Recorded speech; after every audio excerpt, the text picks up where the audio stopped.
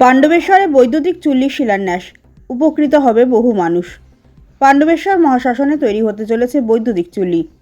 খনি অঞ্চলের মানুষের সুবিধার্থে মঙ্গলবার এই প্রকল্পের শিলান্যাস করলেন পাণ্ডবেশ্বরের বিধায়ক নরেন্দ্রনাথ চক্রবর্তী।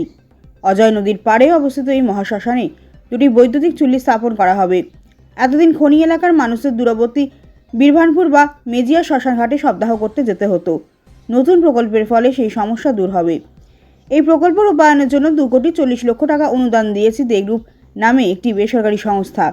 মঙ্গলবার শিলান্যাসের সময় উপস্থিত ছিলেন আসানসোল দুর্গাপুর উন্নয়ন পর্ষদের চেয়ারম্যান কবি দত্ত এবং দে গ্রুপের 2 কর্ণধার বিশ্বদীপ দে ও সন্দীপ দে।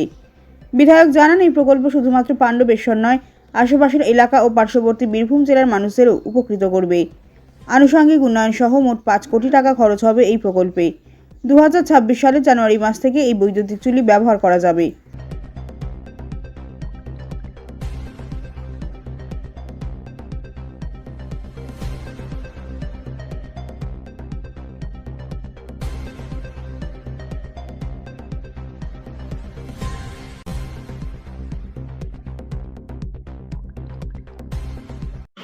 রোটারি প্রোগ্রাম এত 3-4 হাজার লোক কেন এসেছে?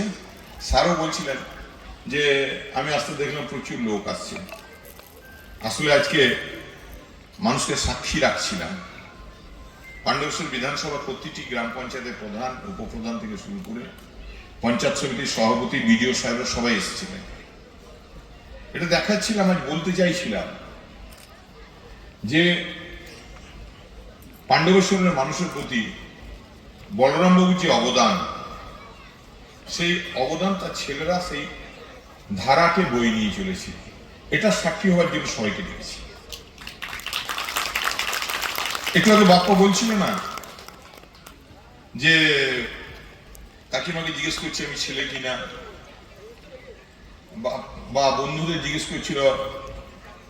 এমনিতে তো আপনারা জানেন এডিডি চেয়ারম্যান অত্যন্ত সজ্জন মানুষ, আত্মীয়তার অধিকার। আর আত্মীয়তা মানে হলো আত্মার সঙ্গে যে মিল, সেটাই হলো আত্মীয়তা।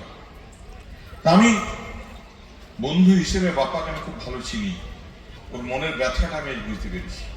ও আসলে বলতে চাইছিল এত বড় একটা কর্মযজ্ঞ হচ্ছে, আমার কি এখানে ইয়ে আছে, আমি কি পার্টিসিপেট করলাম, আমি কি করলাম।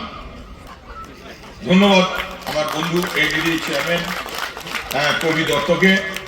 আমরা কবি দত্তর কাছে চেয়ে নেব পাণ্ডবেশ্বরের মানুষ যেখানে একটা শীততাপ নিয়ন্ত্রিত একটা ওয়েটিং হল, এটা আপনি করে দিন। আর এটা বলরামবাবুর প্রতি আপনার 1 মিনিট বাপ্পা, বলরামবাবুর প্রতি আপনার শ্রদ্ধা নিবেদন হবে। আমার মনে আছে কাকুর যে লাস্ট জন্মদিন ওই বাস্কপাতে হয়েছিল, এখানে অনেক রোটারি